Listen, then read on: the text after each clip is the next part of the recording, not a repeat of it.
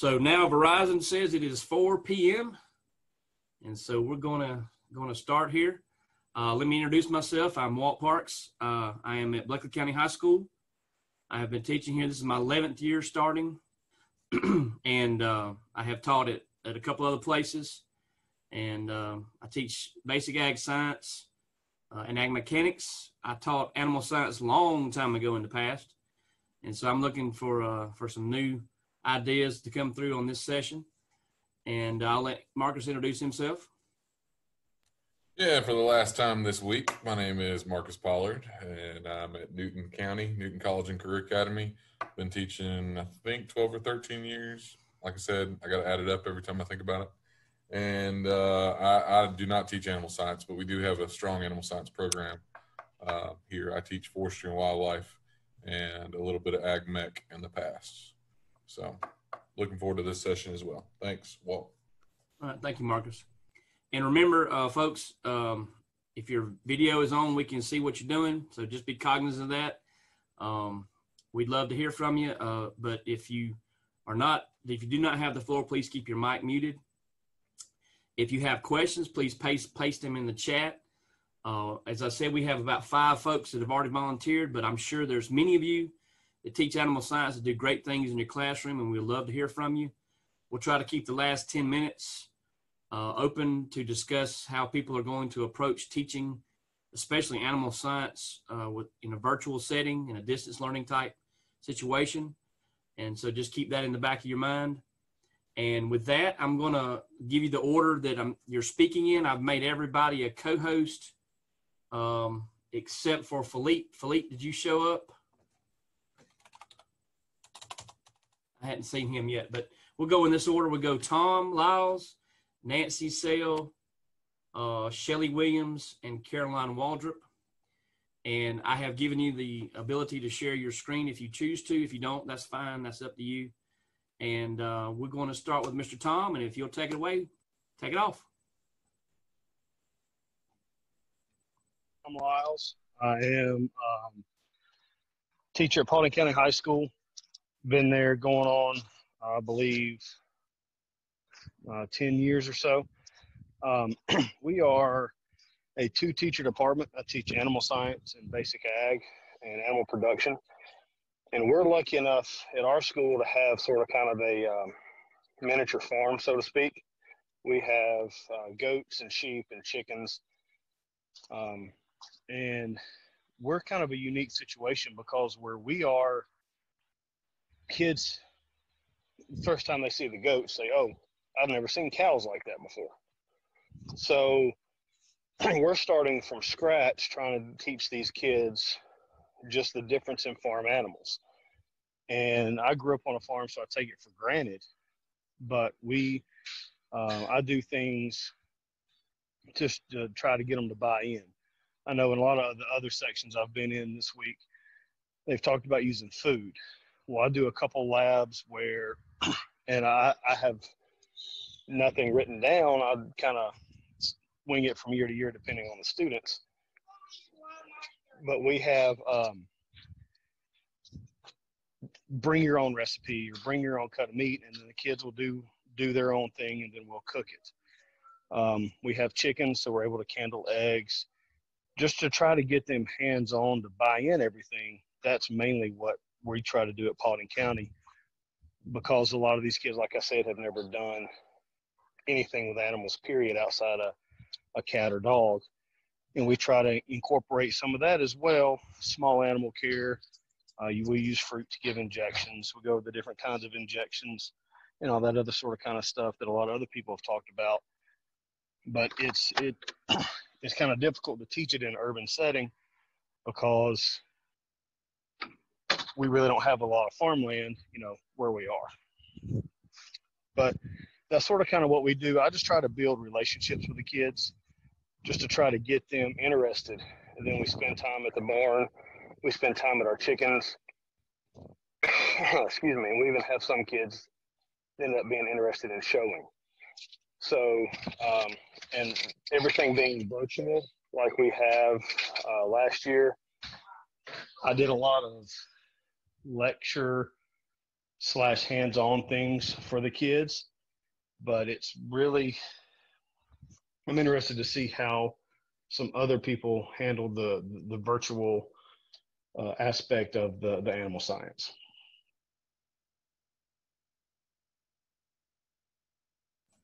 Okay, thank you, Tom. If anybody's got any questions, they can post those in the chat. We're going to move on and let Miss Nancy Sale go ahead and share. Go ahead and take it away, Nancy. Hey guys, I'm Nancy. I teach at Scrubbing County High School in Scrubbing County. We have the Animal Systems pathway as one of our 3 pathways that we offer. When I signed up to share, I think I signed up, Walt, to teach or to share about standard 10 animal nutrition, maybe. All right, so I'm going to kind of share my screen.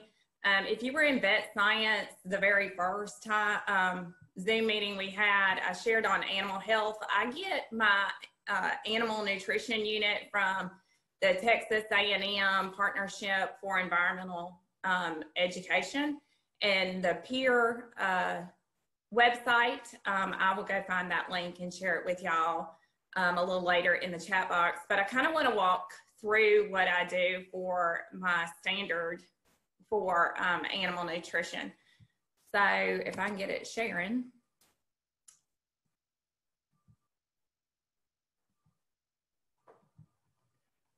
Here we go.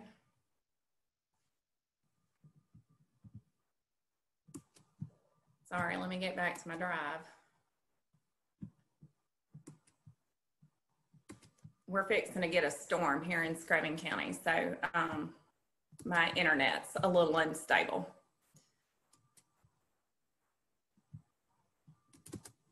Okay, so I cover the digestive system, and this website is really good because it gives you an overview of digestive system, energy, and feedstuffs.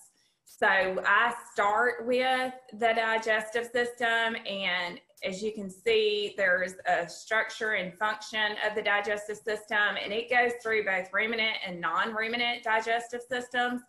And it's more from a vet physiology standpoint of it. Not only does it go through the anatomy, but it also goes through what the functions are as well. One thing that I really like about this website is that, one, the material's there for you.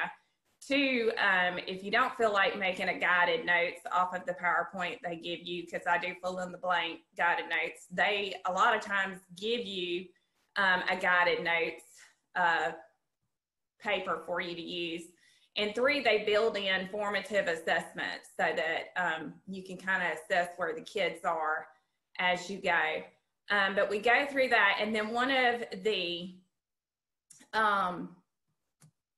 labs that we do that's hands-on with this digestive system it's a simulation.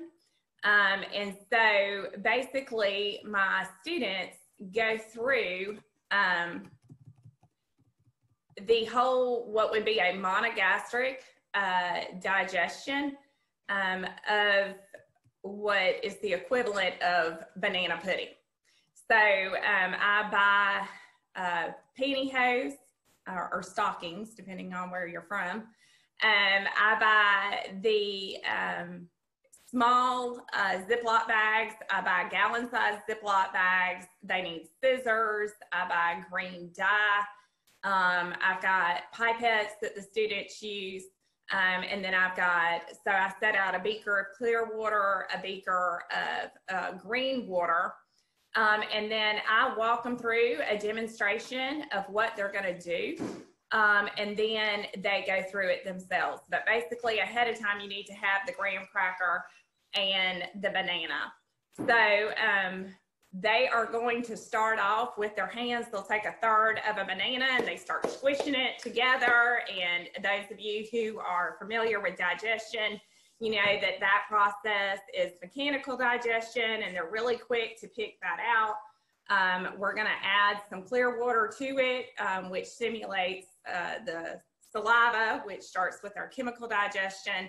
They put it into I've kind of amended their lab because I didn't have a flexible rubber tube, but I used a large gallon size Ziploc bag, and they're going to push that squished up banana to the end of that gallon size bag, snip a hole at one end, and then squeeze it into a small Ziploc bag, and then add more water, and then they're going to go to squishing it again, and then it'll go into the pantyhose, and it gets the little green water added in there, and then it goes into a cup that has a folded up paper towel in it. And then they, once they finish this whole thing, then they go back. I'm fortunate to have a classroom and a lab. We go back into the classroom and they analyze the lab and have to tell what organ or substance each one of those items represented in the simulation. They have to categorize each step as either mechanical or chemical digestion. And then they have to tell if this is more representative of ruminant or non-ruminant digestion, and ours it is ruminant. Non-ruminant, because we have a simple stomach. We talk about bloat and what type of digestive systems we would see that in. We talk about what does the nylon hose represents small intestines. So we talk about what that liquid coming out of the nylon hose or seeping out represents. And then the importance of the paper towel in the cup, that's the large intestine. So it's absorbing water. So they get a really hands-on view of how digestion works. And then they relate it back to what we had already covered in the classroom. And then once we've covered that, we go into energy and calculating energy requirements. And then I teach them how to formulate energy needs for different types of animals based on their body weight, and then how we formulate rations. And so one of my test questions, they'll actually have to use the Pearson square to formulate a ration for a cow or sheep, and go all the way through and calculate her energy needs all the way through what we need to feed that animal. So I teach them how to do that. And then we get into some feed stuff, and this one always kind of seems to hit at the same time we're at midwinter conference. But we talk about how to do a feed tag evaluation. And there is a hands-on lab for calculating energy in a feed stuff. But this basically is the worksheet, 3 or 4 different feed tags. They have to learn how to read the feed tags, answer the questions for the feed tags as well. And then the very last thing I'm going to leave with you is not created by me, but it was created by Susanna Lanier, who those of you who have been around for a while know how awesome she was in the classroom. But they are nutrition choice boards. And so I've kind of amended mine depending on how long I was going to be gone or out of the classroom. Again, this usually falls around midwinter. But there's a choice board for them to do each time, and it kind of really hits on whether they're a visual, kinesthetic, or auditory learner, and then they can choose what section that they want to do. So that's kind of what I've got. If anybody has any questions, I'm going to go over to the chat and post the link to that Google Drive that I have all the stuff in. Awesome. Awesome. Thank you, Nancy. Yep. So she's going to share that choice board and all those files, I assume, with everybody? Yes. All right. That's great. And I'll share the website for that Texas A&M peer curriculum. All right. Sounds good. Some good stuff. Okay. Don't see any questions right now. We'll turn it over to Miss Shelley Williams. Hey there, I'm Shelley Williams. I'm from Denmark High School. This is my 3rd year as an ag teacher, but I taught biology for many years before that. Very thankful to teachers like Abby Needham-Nash. Hey, Abby. Sarah Nerswick and Ashley White have been, so generous sharing their materials. And so I wanted to contribute something as well. So I have several different lessons that I've used in biology that I've been able to modify for animal science, particularly in the area of genetics and biotech, 2 of my favorite subjects.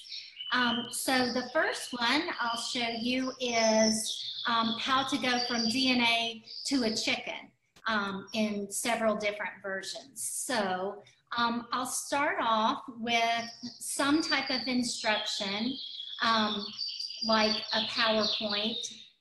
Recently, I've put my PowerPoints into Nearpod because it's a lot more interactive. Is the PowerPoint scrolling through for you guys? Okay, good. Yes, ma'am. So, just talking about what a gene is, how a section of DNA can code for a protein that will, code for the protein itself will account for a trait. Then go through the steps, just reviewing some basic facts about DNA and RNA. Go through the process of transcription, where DNA is written into a strand of mRNA that can then go to the cytoplasm and create a protein, which will give you a trait. No, you can't. So let's see. So then the activity that goes with this, everybody starts with the same front page that has 11 different traits in 2 different forms. And so I will give them, there are 4 different versions of this activity, but I will give them in bold letters up here at the top is a strand of DNA. And they will follow the base pairing rules to change the strand of DNA into a strand of mRNA. The mRNA in triplet codons can then be translated into amino acids. And so the proteins will be very simple proteins, only consisting of about 3 amino acids. And once they have 3 amino acids, they can go to the chart on the front page and find glycine, isoleucine, tryptophan codes for the trait of brown eggs. So as I said, they'll wind up with 11 different traits. And once they have basic 11 traits, they have to take a blank sheet of paper and make a colorful drawing of a hen that has those 11 traits. There's enough room there for some creative freedom to make their chicken however they want it to look. But it's a good activity for, I love displaying the artwork, and there's an answer key. But a good way to show how DNA becomes the traits that make up an organism. And I have a couple other activities that I'd be glad to share. I know that there are lots of people, sharing today, but I created something to illustrate meiosis and reproductive standard 15. I'd be happy to share as well. Okay. Thank you, Shelley. We appreciate it. If you have any questions, you're more than welcome to. If we have some time at the end, we can certainly get back to some more stuff. I'm going to let, I think Caroline is next. No, yeah. Caroline, are you ready to go? All right, take it away. Hey, I'm Caroline Waldrop. I'm at Portal High School this year. And activity I'm going to be talking about, you can make it fit to any standard, and honestly you could use it in any class, but I've done it in animal science before, so that's why I'm sharing it here. But it kind of reminded me of, if you've been in a couple of other Zooms where Sarah Nerswick talked about the I Wonder days, and basically I've given my students a topic in animal science. The first time I did, logging devices was a big thing with truckers, and they were trying to figure out how that was going to play into the transportation of livestock.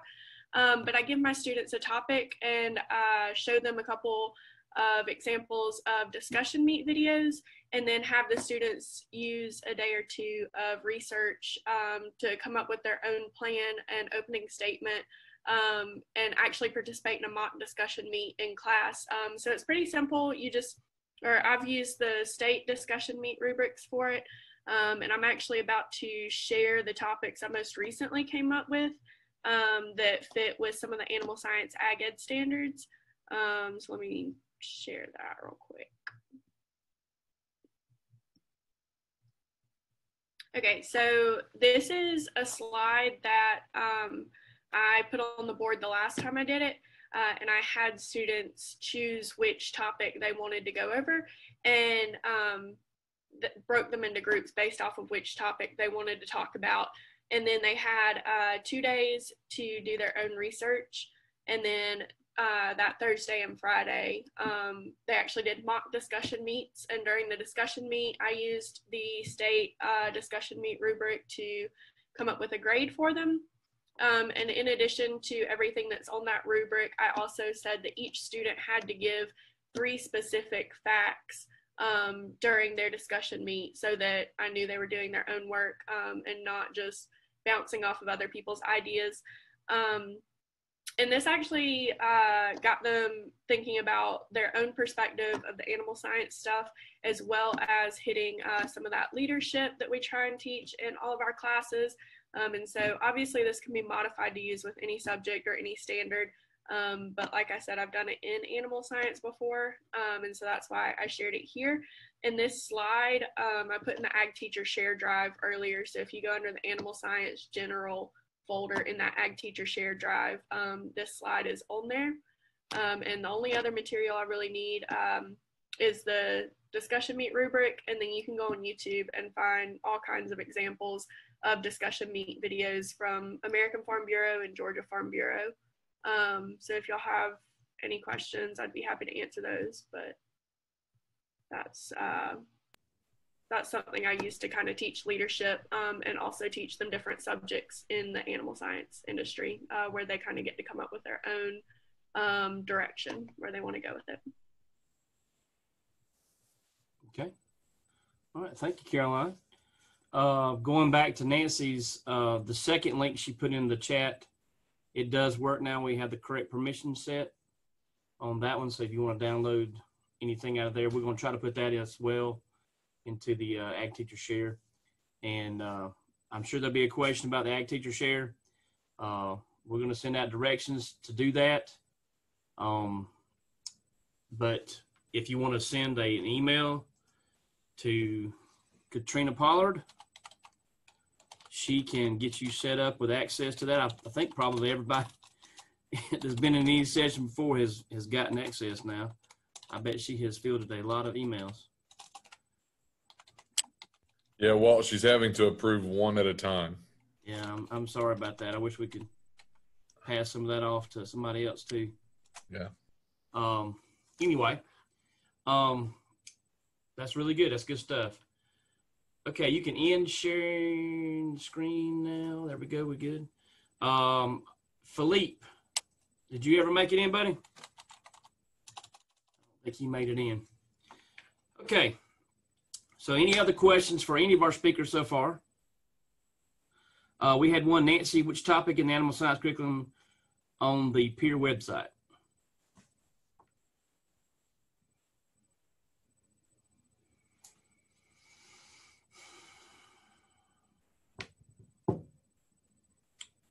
While she's thinking about that answer, does anyone else have anything they would like to share? Novel? Can I add something? Sure, go ahead, Tyler. All right. So one thing we do is we work with Tractor Supply and we get the broilers and we grow those out. I'm sorry if you hear background. But we grow out the chickens and then we actually process them in class. So we use the actual digestive tract, show them all that, label it, set it up. Sometimes I might use that towards the vet science class as well. But we do the whole process and they're able to label out the meat qualities from that aspect and all that. But I also shared in a link a YouTube video that's called Bon Appetit. And it shows a breakdown of a cow. There's another one of a pig, another one of a sheep. And it shows all the cuts possibly from a breakdown. I use that in class because a lot of times I will bring in a half of a side of a cow or whole hog, especially from a hunter during the fall. And we'll break it down in class and then we'll cook it later on. But at least they see where everything comes from that aspect. But I just want to share those links for you. But it's called Bon Appetit. Well worth looking at. All right, that's great. Thank you, Tyler. That's a good video that we can use to show that.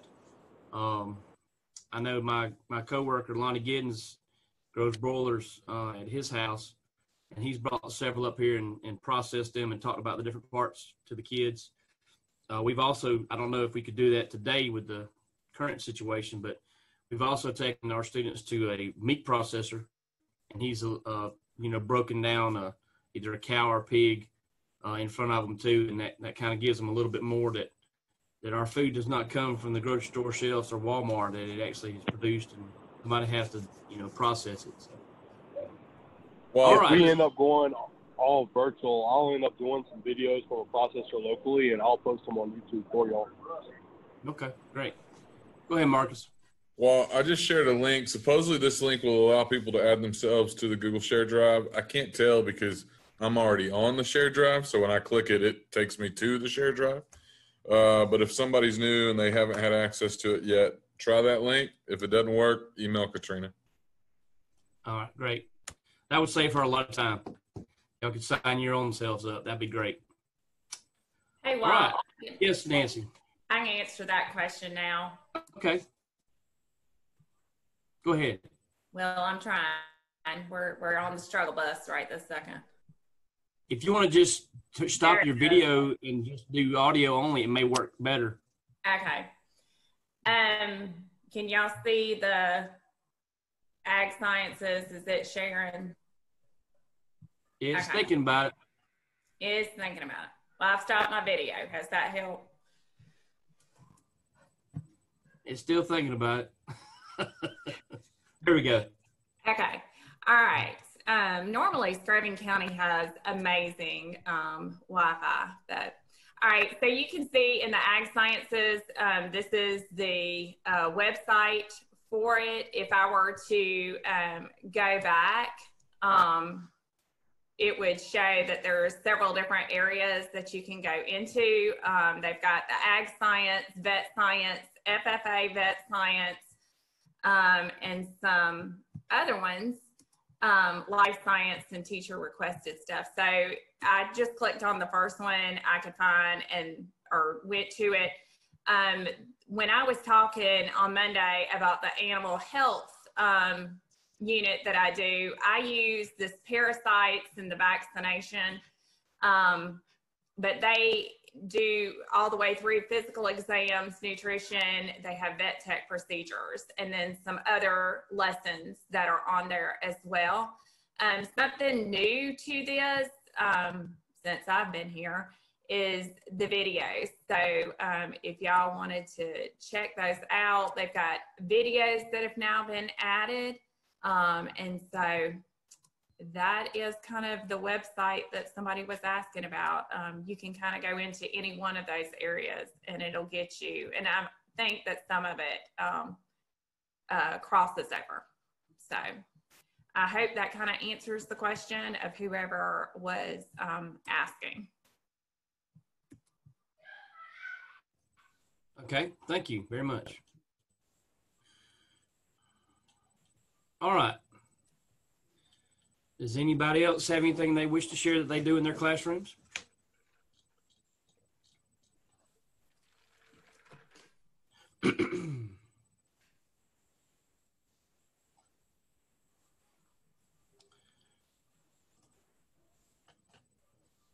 Okay. Excuse me. One thing that I've done, and I do this not necessarily in animal science, but I do it in basic ag, but you could also do it in animal science, is I assign, and they can choose which breed of beef cattle they wish to do, and they create a Google slideshow that has certain criteria in there about that breed of beef cattle. And that's a great distance learning type activity. They can do that on their own with minimal help, and they get to present that to the class. And I guess they could video themselves presenting that and upload it in a Google Classroom setting. Nikki Webb says she doesn't have a mic, but when I cover the systems of the body, I have students work in groups. Each group will be assigned a system of the body. Oh, wow. They have to create their system and demonstrate how it works using a working model. I tell them the more detailed, more creative, the more points they will earn. My students really enjoy this activity. That's good stuff. Jesse Jackson posted a big one. The reason I'm reading these, folks, I know y'all can read, but it's for the video. You can't see the chat in the video, and so it's nice to be able to review these things when somebody looks at them that maybe wasn't in the session, and they can see these activities that were posted in the chat. Jesse Jackson says, a fun activity I do with my kids is after I finish going over dairy and breeds, next year I will probably incorporate goat, sheep, and swine, that I have them pick a breed that they particularly loved and have them trace that breed on a big sheet of paper and list which characteristic they like from that breed. Then as a sub-activity, I can have them breed their species with a classmate, and they have to draw the progeny and what characteristics they wanted and why. I then take their breeds to auction, and their grade is to both sell their cow and buy another. I give them signs, and they have to bid. Their bid number has 3 numbers, and those numbers tell them what they are looking for. For example, 297, the 2 means they're looking for the same breed. 9 means they're looking for mother traits. And they have to bid at least 3 times in order to go to concession, where I have M&Ms, popcorn, drinks, etc. They love seeing their animals being bought and sold. That's a good activity. Can I add into that? Sure. So I do something similar with beef breeds, and the fact that I give my students different areas throughout the world, and they have to make their own like cattle farm. And so they have to pick the right cow for that area. They have to make a brand. And I think that would be really something cool that you could add in and kind of put those 2 things together. Then they have to sell them. I think it would be cool. That's good. That's good. It also allows them to see that there's agriculture in other parts of the world, and it is a lot of times different than ours. Kelly Daniels said, for middle school teachers, I bought cookie cutters from Amazon that are cattle, goat, and pig, make salt dough in class, and they paint them to match a breed they have researched in class. That's actually a really good idea. I like that. I might use that one. Thank you. Pauline Benton says, some years I do culminating activity where they build a farm. They choose 2 species of livestock. They have to build the proper housing to scale and include how they would store feed and waste removal plan. That's good. That would be similar to, you could do that laying out kind of like they do in nursery landscape when they're laying out a yard. You could also lay out a farm. That's neat. Melissa Webb says, when I do beef cattle, I reach out to local producers and have them come in as a judge to judge student projects. The students are placed in groups and from the ground up create their own cow-calf business. They have to look at breeds, carrying capacity, waste management, marketing of cattle, etc. Then they pitch it to a local producer like a Shark Tank, and the judge chooses which one to invest in. Now, if any of you want to talk live about these things, just open your mic up. Go ahead.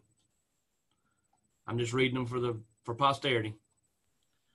Well, I put something in the chat. One of our supporters, she's a big supporter of our program. She's one of the local judges, and she thinks that one of her most interesting aspects of her job is when she has to approve a brand legally for cattle. And I don't claim to understand that process, but literally I get a text message every time she approves one. And maybe you could have a local judge speak to that process to the animal science class. It's a good idea.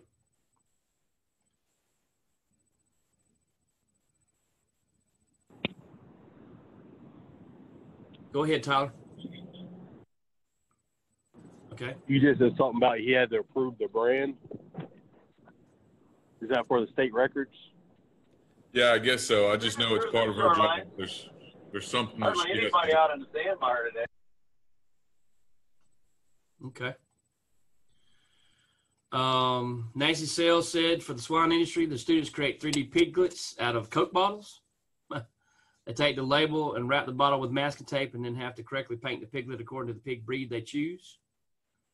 They also create ears and have to properly notch the ears of the piglets. I've seen my coworker Lonnie. They make a little cloth or cardboard ears, and they make little headbands, and they have to do the notches on the ears, and they walk around class like little pigs and make oink oink sounds, and their partner has to read the notch and tell them what litter and what pig number and all that stuff they're from. So that's kind of a cool little activity. They like to get silly with that sometimes. Nicole Desart said, sorry if I'm messing your name up.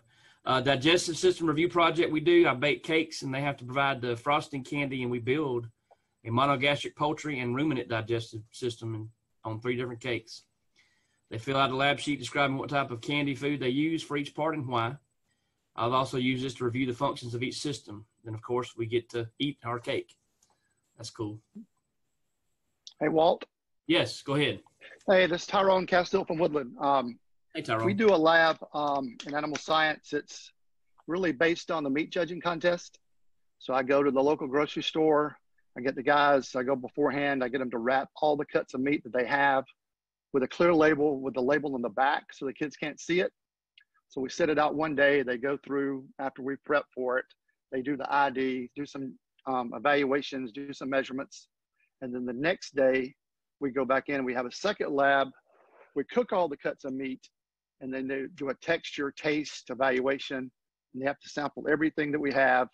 There's no ketchup. I mean, they just eating the meat. So I have kids trying lamb and all kinds of cuts they would never do at home. And it's probably the most popular lab we do all year. Cost $200 or $300 to do it, but I mean, it's a pretty good lab. So. That's good. That's good. When they do the evaluation, do you show them statistics or anything on it, or breakdown of favorite cuts of meat or whatever, or what do you do? Yeah, I have a whole lab sheet. I don't have that available to post right now. I can do it later, but I have a lab sheet, and they'll have to do all kinds of evaluations about what looks the best, because some of the cuts, especially the ground meat, looks better than others. And we do pork, we do chicken, we do beef, and lamb. And so there's a visual evaluation. They actually, because it's covered, they can touch it. And so do a texture, sort of decide, which one has the better feel, better appearance. And then they do the same thing, evaluating each one with taste and texture when they eat it. I bet that can get a little pricey on that one. It's a little expensive, but it's worth it. Yeah. And it gets a lot of kids into class because, when you feed them, they come. Sure. Okay, I see some folks posting that they use tortillas for ear notching to make ears, and also pancakes. That's good. Craft foam sheets work as ears too. Walking on eggshells. Okay, Kelly Daniel, you got to explain that one to us. So what I do is I take 3 to 4 flats of eggs, and I lay them out on the floor, and I have the kids take off their shoes, and I put Walmart bags or trash bags over their sock feet, and they actually step up and walk across the eggs. Most of the time, they'll break a few of them when they walk, but most of the time the kids can make it all the way across the eggs without breaking, you know, a large majority. And it just shows the strength of that eggshell with the function. And we'd already talked about, you know, the parts of the egg and the functions of each of the parts. And so that just kind of demonstrates that strength of that eggshell. I also get all of them to try to break an eggshell with their hands. Most of the time they cannot do it. The one time I have been able to bust one myself it was covered in calcium deposits. So I knew it was already a little wonky on that egg. And I managed to shoot my lead teacher at 9 o'clock in the morning on her new dress pants with egg. So that was fun. But it's just they walk across those eggshells. I've actually walked across them myself. And so I teach middle school, so they're, you know, smaller kids. So I usually, you know, kind of pick some of the smaller ones to let them step up on it. And then I just let whoever wants to go across them as well. That's neat. That is very neat. I like that. Tom Lyles pointed out that One Less Thing does have some curriculum for animal science as well, especially for new first-year teachers. That might be a good resource for you for sure. Shannon Danforth shared that teaching mitosis and meiosis that use small paper plates, Twizzlers, M&Ms, and the students have to lay out the different stages of each. They have to explain it to me before they can eat the candy. I've not done that one. That's good.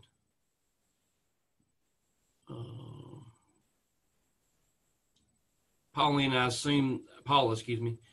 I assume that you bologna is for the pig ears, I assume.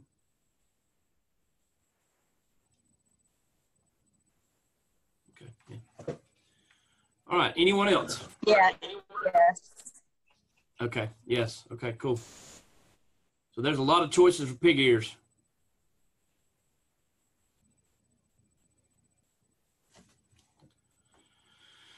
Okay. I've got an idea of one that we do, but it's not virtual related. But if you're able to keep chickens at school, if you ever lose a chicken, like an old one, we actually did a necropsy on our chicken. You know, we were all suited up with masks and gloves and goggles and all of that, but the kids learned a lot from that. All right, good deal. Anyone else want to share? Yeah, I've got something, Walt. I presented on this. We at one of our conferences at Lake Lanier, but we do goats in the retention pond. That's something that we do at our school because it's a makeshift livestock pen already. You know, like they're not able to get out. Well, as long as you shut the gate the right way.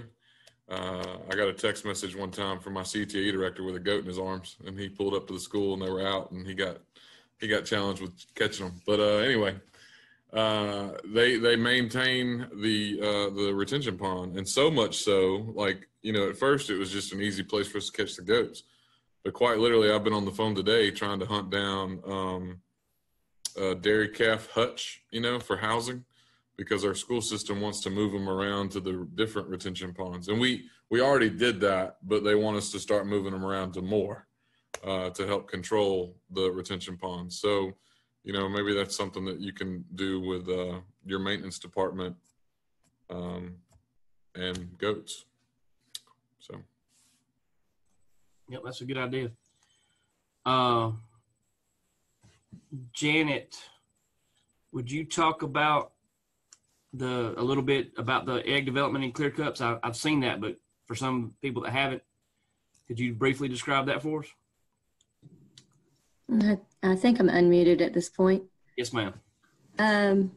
We've seen it. It's like on Facebook, and there's some group of kids in a private school in Japan or something. And so we looked it up. We actually tried it with the clear cups and use the clear cups and saran wrap and a couple other different things. There's some directions from, I believe, Cornell and a couple other places. I'd have to go back and find where I found the directions, but you take the fertilized eggs and you put them in the clear cups, and you've created all the membranes on your own.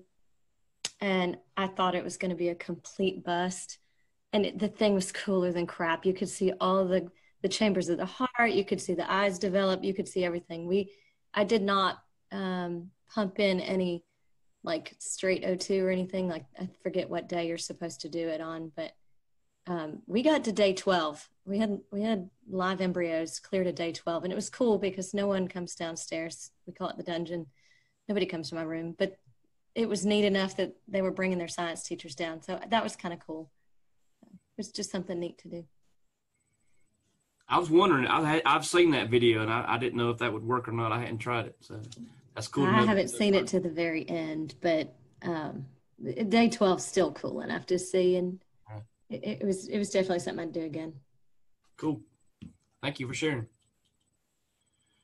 Melissa Webb, when I do dairy, we discuss milk alternatives, and we'll research and have healthy debates over should anything being not from a mammal be labeled as milk. That's a good debate. I know that, again, my coworker shared in I guess it was basic ag science. He did a taste test with different milk products and cheese products, and the kids got to taste all the different types of milk and cheese, and that was a good lab too.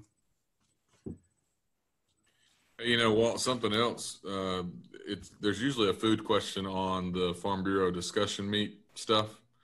And so if you wanted to practice the CDE discussion meet, scenario in your class to see if there was any interest, you could always refer to those topics because, they've had plant-based meat products, stuff like that discussed on those discussion meet topics. So that would be an easy activity to incorporate.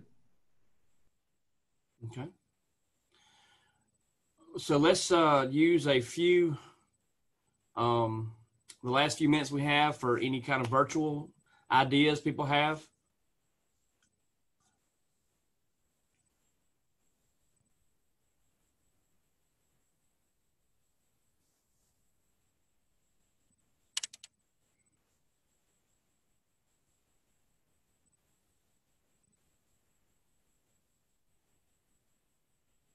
I think maybe after 12 sessions, people kind of cheered out.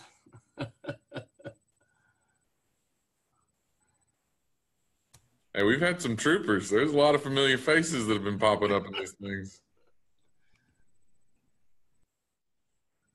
Nikki Webb said, I've had my students research and share different animal products that are used in other countries. We don't not gonna eat the bat though. The milk taste test and look at the milk alternatives. Oh yeah, I agree, Sarah. It's a good opportunity to get terminology covered. Definitely. I do I think I call it "Who's Your Daddy." I don't know why I call it that, but I do. And it's the terminology about steer, bull and cow and heifer, and that they're not all cows out there in the field. And that's a good lab. You do all the different breed, the species of livestock and the names for them all. That's be a good virtual terminology lesson to do as well. Nancy, that making butter, kids could do that at home. That could be a home lab that you could do. You could have them make ice cream too. Just a thought. And they could also possibly make cheese as well.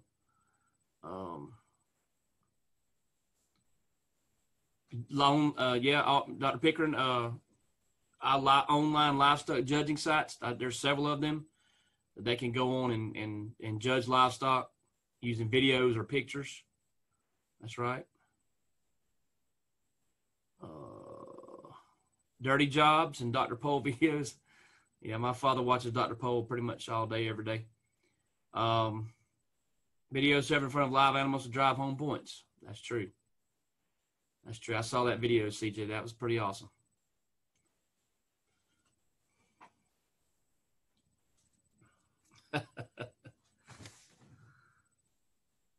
Livestockjudging.com is one. Yep. There's a few other ones out there too.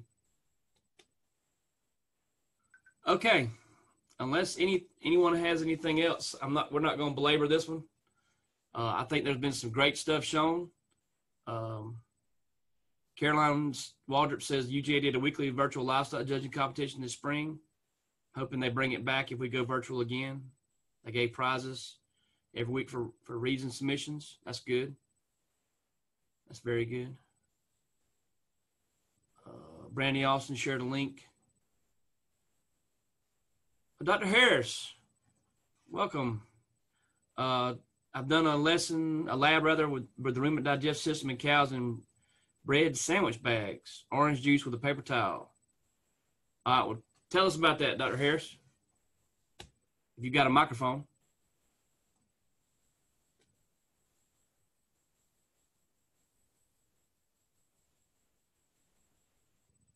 You may not have a microphone. Hey, Doc. Hey, Keydron. What you got, bud? Oh, not much. It was just a simple lab when we were talking about the ruminant digestive system in cows. Where we took the sandwich bag, put a slice of bread in it.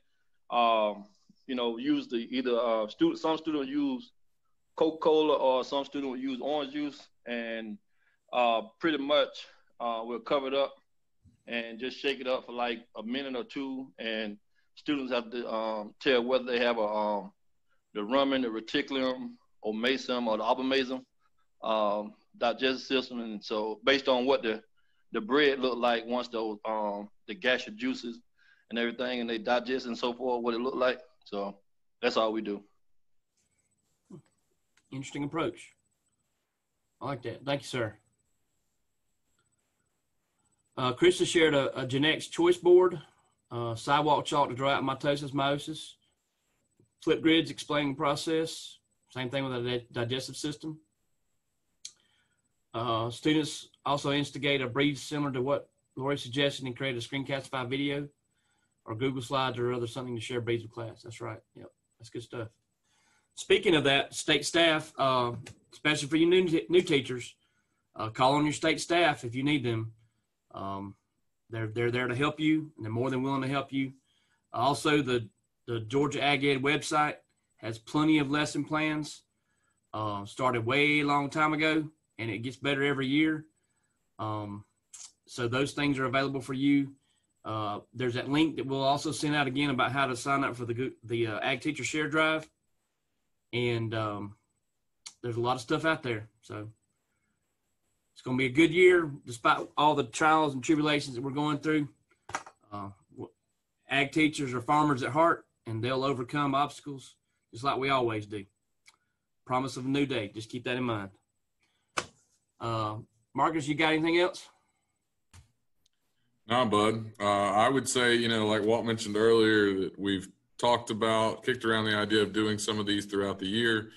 If you have specific issues, everything from, flying a drone to whatever. I mean, it may be that only 20 people in the state are interested in this one topic, but whatever it is, share some ideas with me and Walt, any of the other GVATA board directors, and we'll be sure to try to put these things together. So, this has been great. It exceeded my expectations. I don't know about yours, Walt. I had no idea that it was going to be this successful. I was really worried that it was going to be poorly attended and just a few people talk and we'd hear crickets the whole time. But it's been great. Ag teachers have come through, and y'all are awesome. I'm just going to tell you, we got the best ag teachers in the nation and the best state staff in the nation. That's and the right. best FFA members in the nation. Mr. Beecham said that a lot of these ideas should be application for Ideas Unlimited and stuff, and I agree. Right, it should be. There's a lot of good stuff. And let me plug that. For those of you that don't know or didn't pay attention, there were 4 awards given out to states in the Southeast in Region 5 for the NAAE conference. And Georgia so far has taken home all 4 of them. There are still others that need to be awarded and whatever, but Georgia, all 4. So, there's a lot of great stuff going on, and you guys are awesome. Thank you, everybody, for participating. Yeah, thank y'all very much. We appreciate it. And if you have a question about GVATA or anything, please contact your area director. They'd be more than willing to answer those questions. All right. If you haven't put your name in the chat, you got your last few seconds to do so. Name and school. And we're compiling a list of all the attendees, and we'll get these links and these videos posted. So you can go back and review these things. If it went too fast and you need to review them, they'll be available to you.